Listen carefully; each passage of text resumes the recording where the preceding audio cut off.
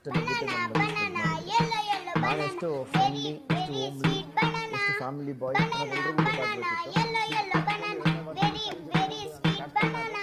Next day ಬೆಳಿಗ್ಗೆ ಅವ್ರು ಬಾಯ್ತು ನಾನು ಎಕ್ಸಾಮ್ ಮಾತಾಡ್ತಿದ್ದೆ. ಎರಡನೇ ಕ್ಲಾಸ್ ಯಾರೂ ಮಾತಾಡಿಲ್ಲ.